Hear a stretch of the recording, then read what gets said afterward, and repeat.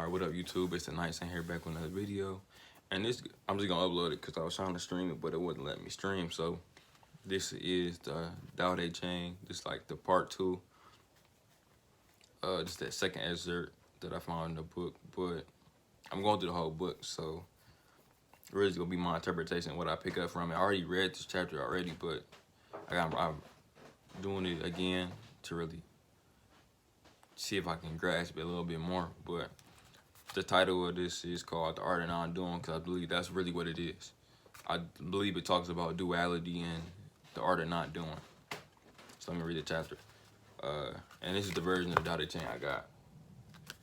I got it from Amazon years ago. But all in the world know the beauty of the beautiful, and in doing this, they have, in parentheses, the idea of what ugliness is. They all know the skill of the skillful, and in doing this, they have the idea of what the want of skill is.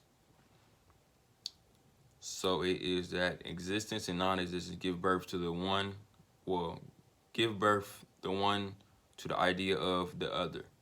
That difficulty and ease produces the one, the idea of the other. That length and shortness fashions out the one, the figure of the other. The ideas, height and lowness arise from the contrast of one with the other. That the musical notes and tones become harmonious through the relation of one with another.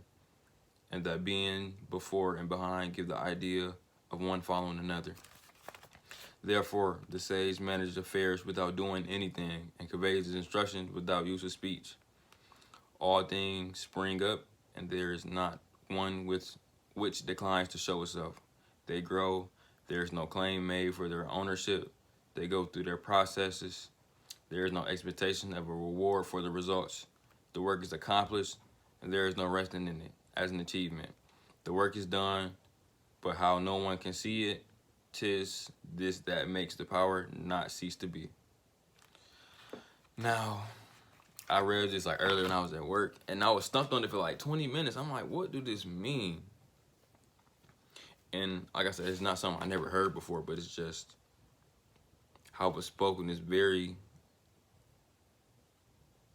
speaking riddles, but it's just in a way it's just very intricate. So what I picked up from it was, especially like the first part, they were speaking about the duality of life, right? Like, I think it's just really symbolic of just the yin and yang symbols. Like, we figure out the extremes of life by understanding one side of it. Like I said, by learning what true beauty is, you start to really understand what true ugliness is in people or just in ideas, period. Like I said, when you really start to try to express yourself in a good way, you start to learn the negative qualities about yourself. I think that's another way to look at it.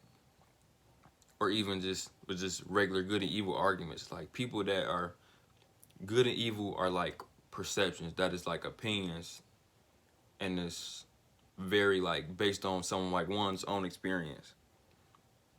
And like I said, and even like in a yin and yang symbol, like the black and the white, that's what it is. But in that, you see like the in the black side of it, it's like a white dot, and one way I think you can perceive like a lot of the darkness could be perceived as good, or even the whiteness is perceived as bad. But all that I got to do with perception, right? And then when it gets to the bottom part of this excerpt, it speaks about how, like, therefore the sage manage affairs without doing anything and conveys instructions about the use of speech.